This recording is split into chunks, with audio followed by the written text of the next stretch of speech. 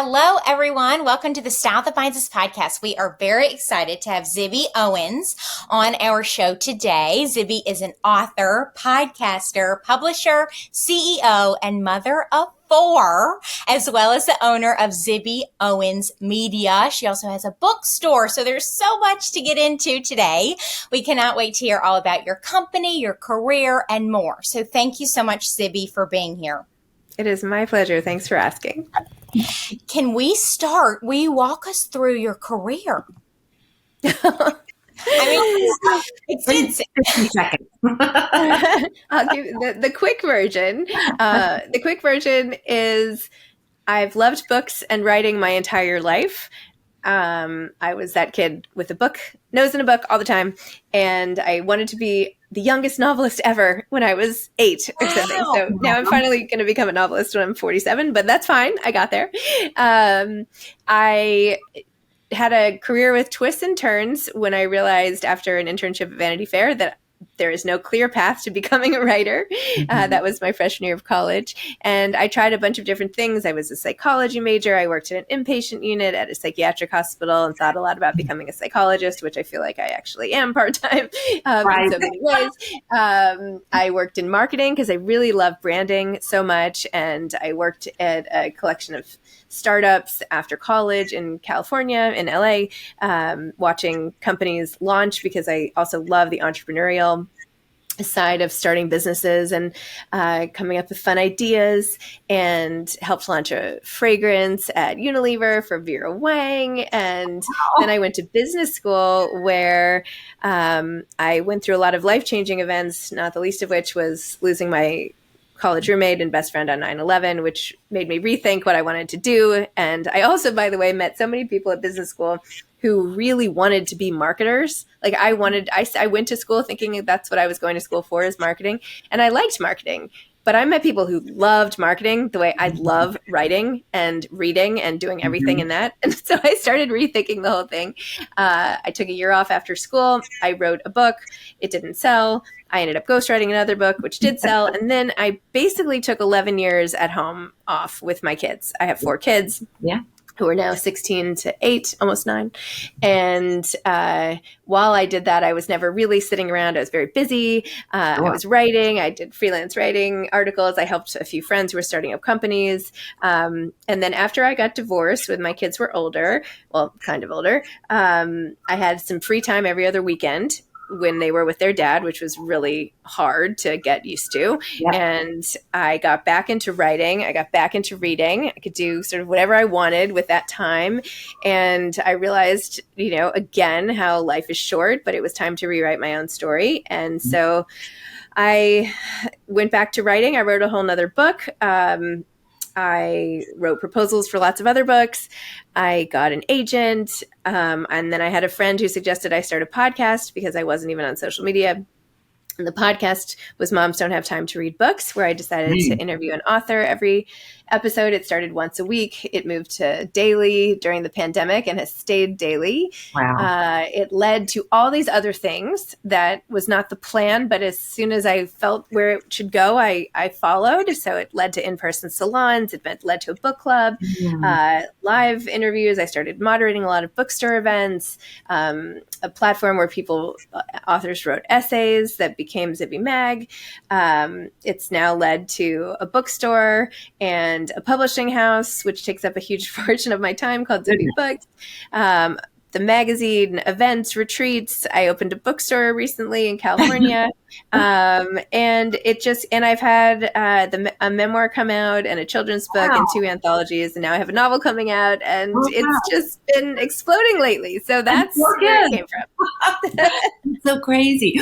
Well, this is about you, but I really understand exactly what you're talking about, because I had to go back and forth. Delia's daddy lived in Memphis and I lived in Birmingham, Alabama. So every third weekend we were meeting halfway, and she would go with him and I would, be on my own and figuring out what that was like and everything. And also stay at home mom to figuring out something to do, in other ways and everything. And I also minored in psychology because I couldn't figure out exactly what I wanted to do in psychology. And I was worried it would be so heavy.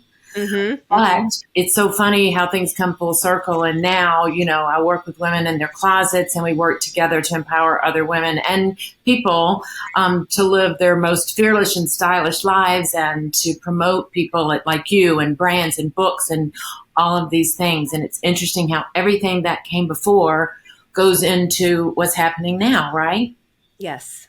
That's what, when people ask like what my advice would be to younger people or my younger self, I always say it will all make sense later. Right. Like if you just keep doing all the things that you love, even if they don't link up perfectly in the present, when you look back, like literally everything I've done at any job I'm using right now. Exactly. It's really fascinating. And also you look back and you think, oh, I wish I hadn't worried so much about that. If people just like Delia always says, stop worrying and put your energy into creating, which is so true. But now I want to hear all about the bookstore. How did you design it? The look of it? What books did you choose? All of the things. So I partnered with two women I've been working with at Zibby Media, Sherry Puzzi and Diana Tramontano. And we were in LA and had just gotten the lease for the store and sat at my kitchen, stood around my kitchen island to talk about the curation.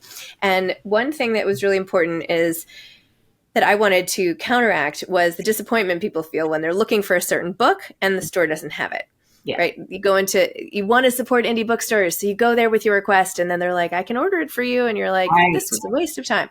So I didn't want that. I wanted to really lean into what makes independent bookstores so special. And it's not having all the books when you want them, but what it is the ability to act as a place for curation and recommendation in a way that bigger stores can't quite do as effectively, where you have booksellers who know the merchandise backwards and forwards. And we wanted to be able to communicate all the things we knew about the books, because the three of us read like 8 million books, and have it so that people find something that we knew they would like. So at the time I was doing all these TV things all the time, like where people would say, what's a book for your sister? What's a book for your mother? Or tell us about, book thrillers for this holiday season. So we kind of riffed on that, and all the different bookshelves are a different topic or emotion. So we have a whole section devoted to how books make you feel, books that make you tremble, books that make you lust, books that make you cry. Then we have books by different identity types, including books for the anxious person, which is me. We have books recommended by different booksellers. We have shelves curated by other authors, because people always like to know what other authors like to read. We have books for the knowledge hunter, coming of age books, coming of middle age, coming of old age. And so we try to poke fun at some of these categories in a lighthearted way to show like, we get it, we're readers. Right. And because of that, when you walk into the store, you can say, oh, I'm an anxious person who really loves my neighborhood. And you can go to the neighborhood shelf and the anxious shelf. Now you're down to maybe 25 books to choose from, and you leave with something that is really going to hit home. Or some things. Some things. And that's the merchandise. And in terms of look and feel, I have like very specific taste. I'm all about sort of hospitality, making people feel at home, wanting everything I do professionally to feel as intimate as I do it personally. I mean, I used to literally host a salon downstairs. I love design, not fashion for me. I'm kind of not into that as much, I think, because I'm so limited in what looks good on me that I just can't be that into it. But, great. I love home design. I love picking things out. And I worked with the contractor who had done my own home to do the walls. And I've become like a very great customer of Wayfair, especially on Black Friday and days when things are on sale. And Barrow and Ball wallpaper, Serena and Lily wallpapers, and blue and white all of that stuff. Right. And a beautiful throw around on the sofa with like great coffee table books and plants, and just making it. I put framed pictures of everybody on my team in my office, so it feels like a home. I want it all to feel like a home away from home. Right. So there you just used your psychology learnings. What does a throw do to a room? And the same thing about style is like, you might not be aware necessarily of what you're putting on your body, but the colors and things that resonate you. But your style is also about your surroundings, right? And all of the things that make you you. So that's really what we're about too. It's not necessarily so much about fashion as it is about, your insides matching your outsides and your surroundings and feeling good and knowing who you are. Oh, I had my mother just turned 75 and I had a little luncheon for some of her best friends yesterday. Aww. And some of them hadn't been to my apartment and they were like, this is such a happy home. Yes. Like, it just feels like such a happy home. And I'm like, well, that's the me. joy, Yeah, Right. colors. My name is Zibby. What do you expect? That's awesome. And then, so you organize it by color also, right? At least at home, which we can see in the background. Yes. At home, I organize by color, not at the store. That would be too hard. Not at the store. Right. Okay. But yeah, at home, I like to have it by color. And I really think that way, that like, it's easier for me to find something when I'm like, no, it had that yellow cover, So Exactly. Definitely. Will you tell us about Zibby Media? Sure. So Zibby Media is the new name, and we've just sort of rebranded with a new website, zibbymedia.com, and we're in the process of consolidating some of our Instagram accounts. And because everything that I'm doing, from my podcast, Moms Don't Have Time to Read Books, to the retreats that we do, to the books we publish, to everything is really linked under the same goal, which is deepening the connections between readers, authors, and each other. So I decided to make it like an overarching brand that includes everything. So that if you're taking a class from Zibby Classes, or you're going to a retreat, or you're going to a book event for one of our books that came out, that you'll be around sort of like-minded, bookish people who care about authors, who care about books, and who care about other people. And in that way, we've created this really wonderful community. What does it mean? Zibby Media includes our publishing house, Zibby Books, and we have a book that comes out every month in fiction and memoir. We have, so far, there are only women authors, and we have all women except one guy, Jordan, on our team. But that doesn't mean we won't take men. In fact, we have a submission from a man I'm very excited about. It includes Zibby Mag, which is our online magazine, where we have deep dives into different authors. We have an essay written by an author every week, and we do book roundups and other fun things. We have a book club. Every month I pick a book and we meet with the author and do a Q&A with her, and also discuss the book before the author joins with the book club. It includes our series of Zibby Classes, and we have a whole new slate that just came out for this fall. It includes retreats, which we're doing every couple months. We have one coming up soon in Solvang in the Santa Barbara wine country for 60 women. We have one in Austin, Texas coming up. We have Miami Book Fair. We're doing a whole retreat around that. I'm trying to plan one in Nantucket, but it might be too difficult. Anyway, so we have all of those. What else? Classes, retreats, events, and then the podcast. And then we have our own audiobooks that we produce for our books. We had been producing a lot of other podcasts. I've kind of narrowed that down to just one other one and mine. And it's fun. We're putting on lots of events, and it's just a lot of bookish joy. Boy, that makes me feel like all the things we're trying to do is manageable. That is so much, Zibby. That's wonderful. I do have a whole team now, though. Right, exactly. You have to. The publishing company takes a lot of resources. So, I'm sure. All of those things, setting up a retreat and all that. And then what are the classes that you offer? They're mostly writing focused, and they're mostly taught by authors who have been on my podcast, or other authors who I know, or who approach us and have like a great topic or something. But it's everything from helping craft your brand as an author, to pitching for magazines, or how to write your first novel. There are one-time workshops like writing about, enhancing how you write about scenery and place. And so we have all things like those types of classes, and also memoir writing, and we have a writer's table. We have a writing group that meets every Monday. So that's awesome. Well, Mom works with authors on their book tour wardrobe, basically. So keep that in mind. If anyone's like, I have no idea, how do I best represent myself as an author when I'm going to all these different cities, all the different climates, and I'm just trying to speak to the book and not have to think about Right. wardrobes. It's really crazy. The book tours are so frenetic, right? They're wonderful. I think it's an amazing, experience, and I think that the authors really desperately miss that. At least I know the ones I work with during COVID. Just It's true. having to do it online. But okay, will you tell us about the books you've written? The books I've written, sure. The first two came out of the pandemic, and as I said, I had started a website that became Zibby Mag. It was supposed to be this beautiful new site, but it hadn't been built when the pandemic came out. But I had assigned a bunch of the articles, or rather the essays. So the first two, one was called Moms Don't Have Time To, a quarantine anthology, and one was Moms Don't Have Time to Have Kids.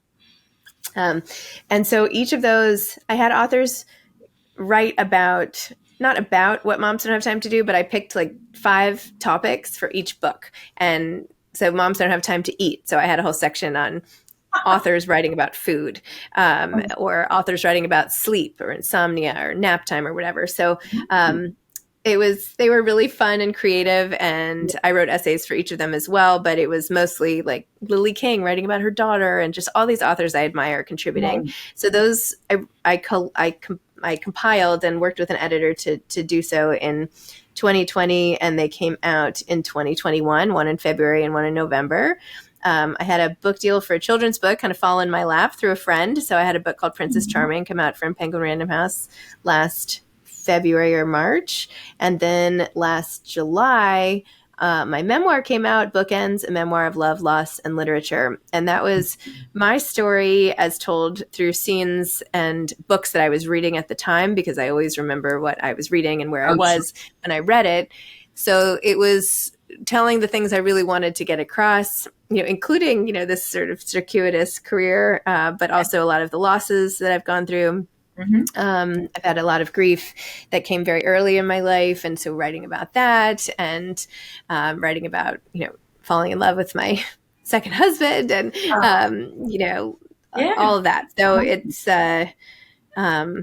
I've been trying to get that story out, particularly of the 9/11 piece, since right after 9/11. And I was glad to finally bring Stacy's story into the world. And then I have a novel called Blank, which is coming out March 1st of next year. And that is about a mom, wife, and best-selling author, Pippa, who lives in LA. The story takes place over 6 days in LA when her deadline for her second book is looming. And what happens along the course of that week is she comes up with the idea to hand her book in blank, because she hasn't been able to figure out what to write, and thinks it'll be an interesting commentary on the publishing industry as a whole. So it's part satire, but most of it, the heart of it really lies with Pippa and her relationship with her kids and her husband and her own sense of self, and the way she's able, along with her girlfriends, to find her own voice again. That's great. One of my friends who is an author, her name is Patty Henry, and Patty, when you go into Florida or wherever, she's off in England in her mind.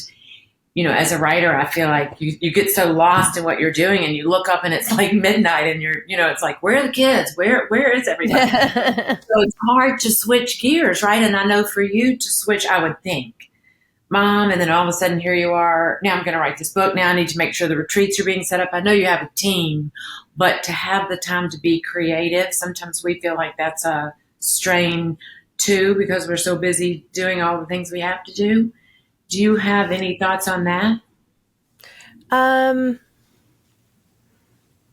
I try to do kid-related stuff in its own bucket in terms of the logistics of being the mom, not the actual being with the kids, but all the doctor's appointments and all of that. I actually have all these different email addresses. So when I go through my emails, which I'm sort of relentless and always paying attention to, I have like a whole kid email, and I dedicate time to when I'm going to deal with that. And then I sort of put that hat on and deal with it all at a stretch. And then I stop with that inbox and move to a different inbox. In terms of being with my kids, I don't find it hard to be creative when they're around, because they're creative and fun, and I don't know. You don't need to be quiet somewhere off in your own. I couldn't write fiction around the kids. Yeah. I had to do that around nobody, no noise. That's what I would think. But memoir and all the other types of writing, Uh-huh. that's fine. I can do that in a crowded room. Right. But fiction took a different muscle, so I had to do that differently. Makes perfect sense. What are some of the things that you love most about books? Oh, I love learning about people. I love putting myself in other people's shoes because I feel like I try to do that all the time, right? I try to imagine what it's like. And so books really show me what it's like. Mm-hmm. I love hearing people's stories. I never get tired about learning people's stories ever. Mm-hmm. And I love the feeling of getting to surround myself with beautiful language, but then at the same time moving on and having a book that makes me laugh out loud, mm-hmm. or a book that like tears at my heartstrings and I'm crying, or so I love how books make me feel.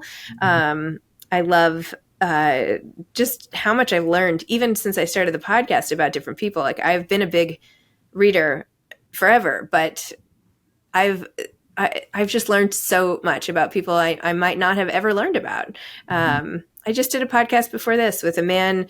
He was talking to me from his English classroom in New Jersey, but his whole book was actually about growing up in Alabama. And as a biracial, growing up in Alabama. It's called The In-Betweens by Devon Loeb. It's absolutely beautiful. It's called a lyrical memoir. I never would have crossed paths with this man. I just probably would never have had this in-depth conversation. And instead, I know all about him and his childhood. And I got to feast on the way he writes, which is so gorgeous. And I don't know. I just marvel at that. I marvel at all the connections. Yeah. And I don't mean connection in a networky way. I mean like actual true connection, like on like a more of a deep soul level that I get every day. So did you do this podcast recording today? Mm-hmm. And we're from Alabama?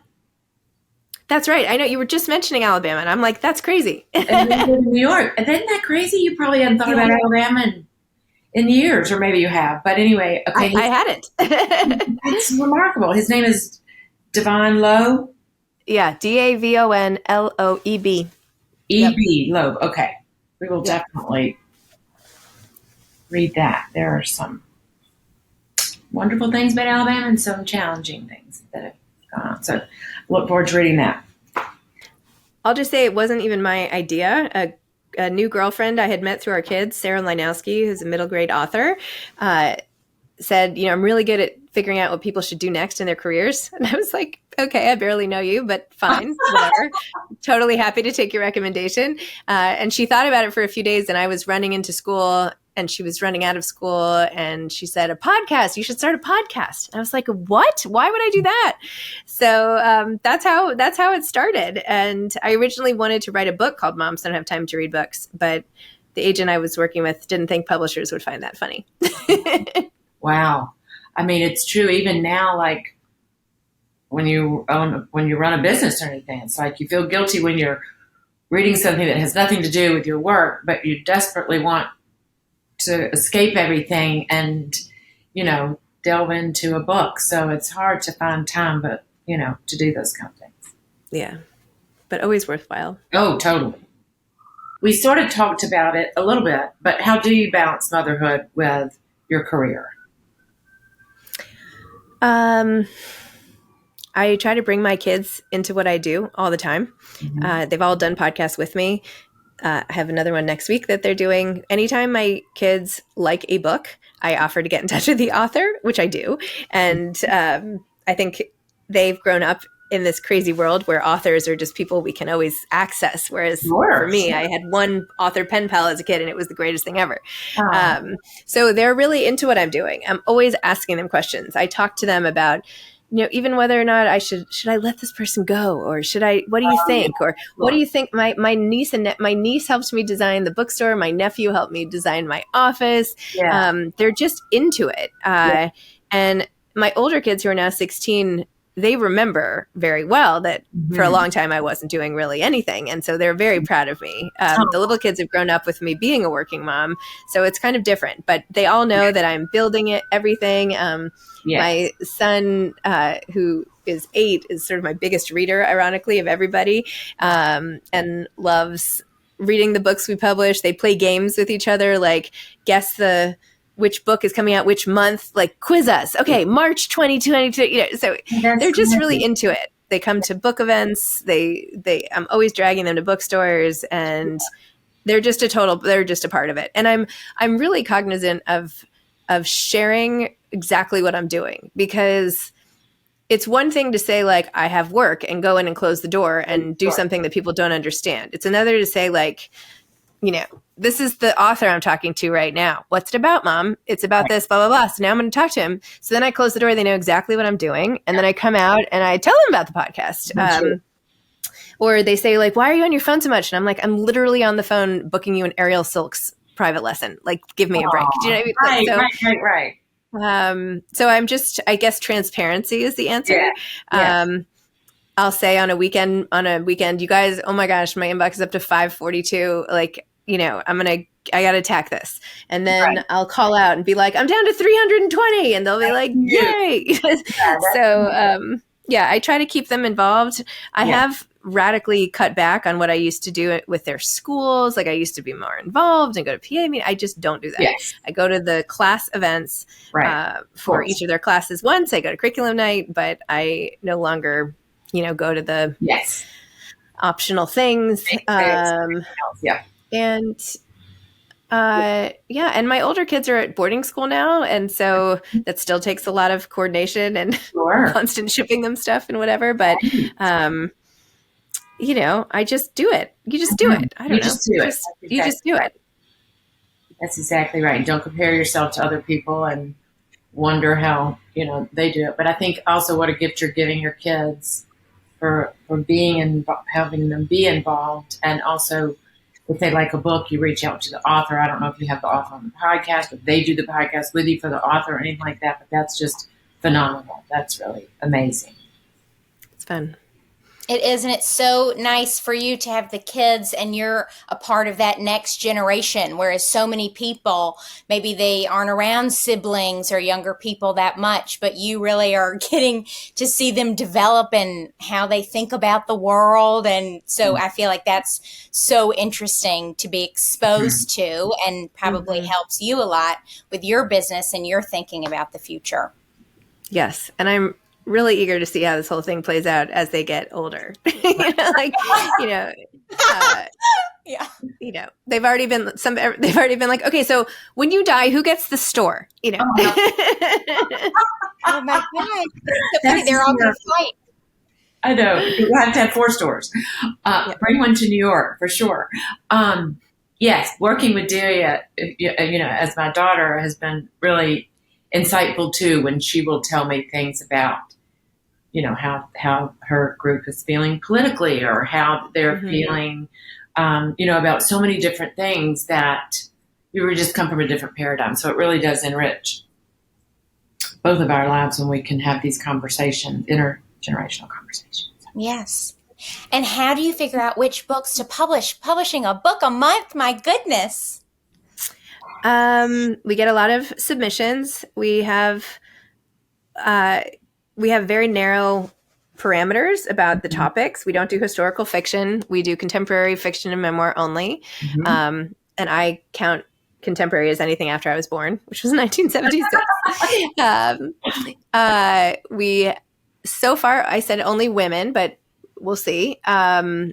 Strong sense of voice and place, propulsive narratives, beautiful writing. It's pretty clear. It's pretty obvious when a book is really good, honestly. I mean, we get a lot of submissions, and some books are stronger than others. And when there's a book, we just read a book, all of us, that's so sensational. We're meeting with the author today. I really hope we get it. And we need our whole team to be on board, because there is so much work in trying to bring it to market. So everyone has to be excited. And we're trying to be very picky. And we haven't acquired anything in a couple of months, because we've just been waiting for the next great thing. We have our lineup is already set through 2024, basically. I'm like, I'd rather we not do a book a month, but do 6 that are A+. So for now, we're full on 1 book a month, but we'll see what happens. If we get sensational books, then we'll do 12. So. Right. All right. What are your current book suggestions? Well, I'm currently listening to Tom Lake by Ann Patchett, and that's narrated by Meryl Streep. So I'm having a lot of fun listening to that. We have a book coming out from Zibby Books called Hell If We Don't Change Our Ways, which is so good. It's one of those sensational A+ books. It's coming out in early October, so you can pre-order it, but it's amazing, by a woman named Brittany Means. It's a memoir about her very traumatic childhood and how she wrestles with the sense of memory and how she's put her life back together, even though she's still in her 20s. It's amazing. What else have I read? I've just read something. This is not something I would typically read, but it's a history book by a man named Doug Brunt about Rudolf Diesel. And because I do like history and business, and it's about sort of how he formed that company and why we should all know about Rudolf Diesel and we don't. So I finished that recently. What else did I read? There's a book also coming out next month called Remember Love by Cleo Wade. I love that book as well. What else have I been reading? Well, it's not coming out for a little bit, but I got an advance copy of Anna Quinlan's new book, and it's so good. Wow. So I'm excited about that. What else am I reading? I read something. Oh, The Leaving Season is really great. We just had our book club meeting about that by Kelly McMasters. It's a beautiful collection of essays that tells like a narrative, and she's an amazing writer, and it's about raising small kids and how she was deciding whether or not to leave her husband, who is an artist, and how she opened a bookstore and lived in the country, and like really country, like woods. But it's about her. It's really beautiful. It's how she got through this period of time. That's one of my recent favorites, The Leaving Season. Okay. And did you say that's not coming out for a while? Or that's out. That's out now. The Leaving Season by Kelly McMasters. Okay, great. Okay, well, we'll create a blog post and article with all of these links so that everyone can get access to these books as well. So how do you find new authors? I get pitched by all the publicists, not all, but probably most publicists with books coming out. If the pitch on email sounds good, I will read. If they send me the link to like an electronic, I'll read a little bit. And if I like it, I'll ask for the whole thing in hard copy because I need it here so I don't forget it. Yep. But then even when I ask for hard copies for the podcast, then I'll probably choose maybe 1 out of 5 even that I request. And I go through all the publisher catalogs that are on this website called Edelweiss. And sometimes authors reach out directly. Sometimes friends recommend books. Sometimes other authors recommend books. But I have to like it because I'm the one prepping for it, reading it, talking to the author. Recommending it. So there has to be something that I like about it. Yeah. That's fascinating. I'm sure just pretty much you get ideas about books from everywhere. Yeah. They're seeing somebody on TV or something like that. Okay, when you were interviewing all these authors, what are some of the top takeaways that you have gotten? The top takeaways are it's kind of broad, I know, but it takes practice. It takes practice and time. That you shouldn't expect your first novel to sell. Okay. That you have to write your first novel is so you learn how to do it. Right. Just how to do it. Your next one is so you try to do it well, and that's your practice one. And then your third novel is more like that should be your first time you even expect to sell a book. So it takes a long time. I think another thing is the people who publish are the people who don't give up. And it sounds so obvious, but it doesn't necessarily mean you're the best writer in the planet. There could be probably somebody way better who wrote a beautiful short story, but they gave up and went on and did something else. You'll get if you just don't give up and you have talent, eventually something will hit. but you have to just keep going. So a lot of people tell me that. I've learned a lot of authors have anxiety. And part of that is being so hyper aware of surroundings that Right. makes you a good observational Right. person who then can put that in their writing. Makes sense. Empathy too. And I've learned, you can't chase trends. Like right now, rom-com is such a big trend. Don't write a rom-com if you're not a good rom-com writer, just because you think it's on trend, because by the time it comes out, it won't be a trend anymore. So you have to stick to what you do well and what you want to do. And it's too hard to write to trends, I think. Oh, absolutely. And what else have I learned from all the authors? So much, but those are great. But so many of them, their advice is to read, and it's true. You get so much education from reading other people's work, and those are pick something you never get tired of talking about or reading about. Right. Yeah, that's wonderful. I love don't chase the trends. We tell people that, when they're choosing their look as well, but also the fact that don't expect your first book to sell and don't give up. Those are all really important things, and I think important for writers to hear, because sometimes I've heard writers say it's a lonely profession sometimes. Yeah, it's nice. Well, that's another thing is I would say get feedback often. Like, don't just toil away. Find somebody you want to swap your work with, take a class, take a workshop, find a writing group, just read it to somebody, but don't keep it all so secret because you're worried about it. You're better off finding out and doing something than toiling in obscurity for 2 years and then finding out it's not working quite right. Right. Oh my goodness. So do you have any advice for writer's block? What someone should do if they're experiencing that? So funny. Somebody yesterday just answered this question by saying, write in 3-word sentences until the writer's block goes away. Tips for writer's block. I like to just write scenes. Like, I like to think of writing in scenes. It's hard to say I'm writing a whole novel, but I'm going to write that thing where there's that car accident in front of, like, that's a scene. Like, so I think if you break things down into little chunks and just try to do the one thing and do that one thing well, and then put it aside, that's accomplishable. That is great advice for life, for sure. Yeah. And the other thing I was thinking about too, that my mother used to tell me, because I loved to read as a child too so much, she would say, stop reading and look out the window, we're in Nantucket or whatever, But that it really naturally builds your vocabulary too. Yes. You don't even realize you're doing it. Yes. My son the other day was like, I'm feeling a little melancholy. And I was like, is that right? I love that. I love that. Oh my God, he's so cute. He's so cute. That's adorable. I know when I'm reading, I'm constantly looking up, getting dictionary.com. What is this word? Or learning new words constantly, which is amazing. And then if someone does write a book, what are your tips? How should they go about getting it published? Or an editor? What are all the different, there are a lot of different people that you have to contact. Yes. Right? An agent. Well, my first advice, if you've written a book, is make sure you've written a good book before you try to sell it. And don't wait for an agent to tell you it's a bad book. Not bad, but just there's a really high standard for publication, and not every book is ready when it comes in.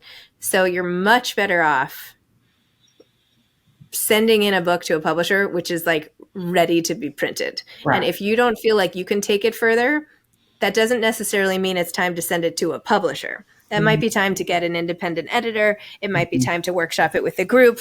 It doesn't necessarily mean it's done. It just means you need another pair of eyes on it. And you should wait until somebody has read it and been like, this is amazing. Like, try to get it to that point, because you don't get that many chances with publishers. Great advice. It's awesome. I know it. Okay. And we are so sorry to hear about your loss on 9/11. And that is such a major event every single year. It is completely inescapable. Will you tell us how that changed your outlook on life? Before I lost Stacy, I hadn't really lost anybody close to me. Certainly no one who I was like, our lives were so entwined. Right. it changed the way I live, because it's one thing to say life is short, but it's quite another to be packing up your best friend's sweaters and, you know, telling her gym that she's not coming back and putting her stuff away. And, you know, it's just unbelievable when you go through all the things of shutting down a life. Right. It's hard to then live the same way again. So for me professionally, like, I believe she was killed while sitting at her desk, because she had just gotten into work in terms of the timeline, but who knows? So I vowed to myself that if I was going to get killed at my desk, my work had to be something where I brought my whole self to what I was doing. And it couldn't just be something like I was doing before, like marketing Pepperidge Farm cookies or whatever, but it had to be me, that nobody else could step in and do exactly what I was doing, that it was like my thing. How old was she? She was 20. We were 25 at the time.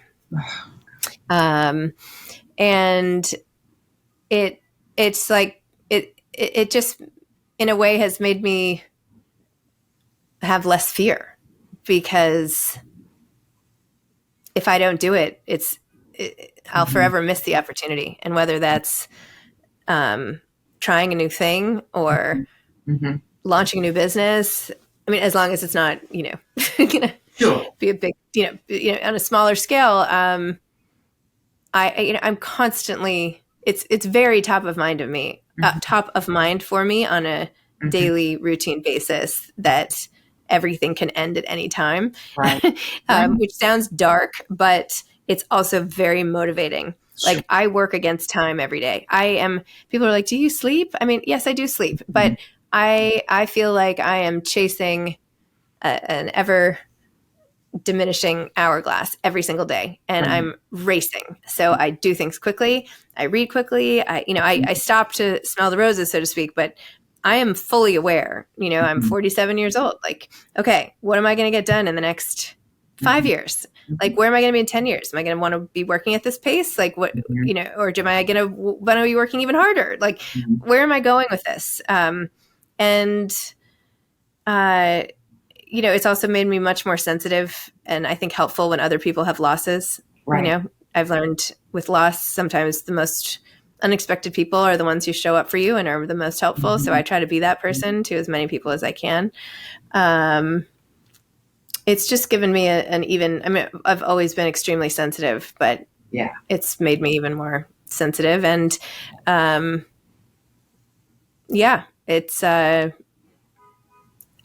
it's just changed me entirely. Right. And when you say sensitive, are you talking about empathetic? Yeah, just sensitive, empathetic, emotional, reactive. You know, I'm vulnerable. Things affect me very, very deeply. Yes, exactly. In every way. Right. So, which can be a good thing and can be a hard thing to feel things so intensely, right? So on one hand, you know, you're constantly thinking what it'll be like in 5 years. And then on the other hand, you're thinking, well, I might not be here tonight. That's right. It's a whole just kind of That's right. Thing. Yeah. Okay. Yeah.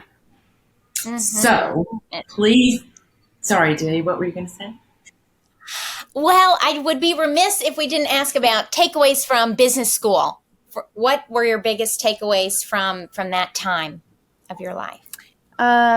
Well, academically, we read all these cases, and we're always evaluating what happened and what could people do differently. And it was some of the smaller decisions that led people to get off track. So I think about things from an operational standpoint. I'm always like analyzing operations, because I loved that class. And I very much appreciate operational efficiency. I just dropped my daughter at school, and I said to like the headmaster, I was like, this place is run in the most efficient way possible. I love it. Thank you. So I really got a lot out of operations. I think, you know, leaning on other people who went to business school with me for advice. I helped my husband's family start up a crumb cake business, and I didn't know what I was doing in terms of that. And so I called a friend of mine who was in logistics, and I was like, tell me about these frozen trucks that drive. How do I get it on? You know, so not being afraid to ask. I learned the importance of collaboration in the small groups we did. I don't know. Yeah, it's a lot. A lot. I've heard so many times that the connections that you make, as far as like leaning on each other and collaborating and things like that, and reaching out to ask questions of each other, is a big part of the benefit of going to business school. Yeah. Is it more, as well as the knowledge that you gain from the classes. So where can people find you? They can find me mostly on Instagram. I'm on there way too much, at Zibby Owens. But I kind of use Instagram as my daily diary of sorts, visual diary of what's going on behind the scenes and all of that. They can go to my website, Zibby Owens, for all of my writing and past essays and news about my books. They can go to zibbymedia.com for all of the company stuff. I have a Substack where I write an essay every week, zibbyowens.substack.com, and I've really gotten into that. I even have a paid component where people can get behind the scenes videos of my podcast and extra excerpts and invitations and all sorts of fun stuff. So that's on Substack. And yeah, but really they can usually just find me reading. The last question I had was, are you thinking about opening more bookstores, physical bookstores? I am thinking about it. I've had a number of opportunities to acquire other bookstores that I've turned down.